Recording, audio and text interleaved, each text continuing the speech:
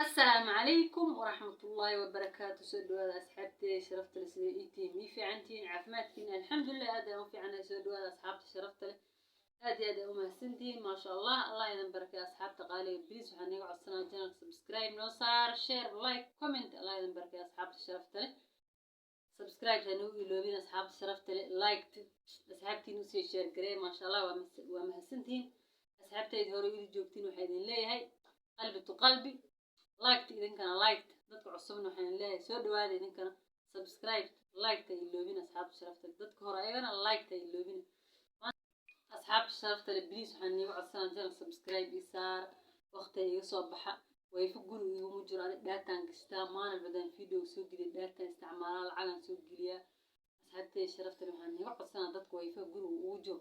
videogeeda kugu socon hadda inta meel iska dhigta maaragtay ilaa uu ka dhamaado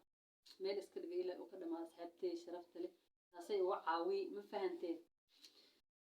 please waxaan niiga codsanaa ilaa uu video ka dhamaado inaad meel ii dhigtiin waa dadka wifi haysta dadka daatada haysta way ogahay daatada xanuun kaliya waa marka lacag kaash kusoo gelis wifi-ha roon wifi marka telefoonka lacagta telefoonka meel internet yacni guri kugu jiro daati waxaad kama fikiraysid laakiin marka MB soo gelisid 5 daqiiqo waa dhamaanaa 5 daqiiqo qofkaas camal ma dhahay meel dhigay video ilaa uu ka dhamaado laakiin dadka wifi-ha ugu jiraan dhaha waa mahadsantiin walaalaha sharafta leh ma fahanteen asxaabta sharafta leh marka maanta waxayna waxay ka sheegaan rabaa arrin bulshada haysata ayaan baraha bulshada haysata oo sayd waliya waxa uu hadlaan waxaa laga yaabaa dad badan gabdho badan oo aan ugu xirin oo aan fiidiyoyada daawada inay faa'iido u noqoto waxa soo gabdho ayaantan waxaaba soo baxay furuuriyaha duruna subxaanallah afka la duruna oo leela in la furuuriyo weynaada la rabaa weliga ma qashada furuuriyo weynaada la rabaa weliga anaga Soomaali saan u nahay weligeena waxa maqli jiray furuuriyo oo la isku caayaa furuuriyo weyn horta qurax in weligi ma aragteen gabar Mrs. World oo TikTok caan ka ah cibid isku ana horta kuma raynay macni yani kuma diganay gabadhaas ilaahay ha caafi laakiin waxaan sidaas u dhahaa ay dhicin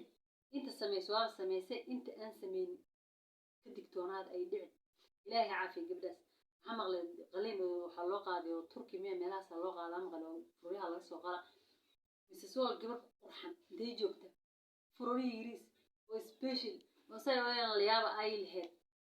cirbad may tigsiisay fururta intaas ay dhamaatay subxaanallah la hawla wala quwwata illa billah wallahi waaya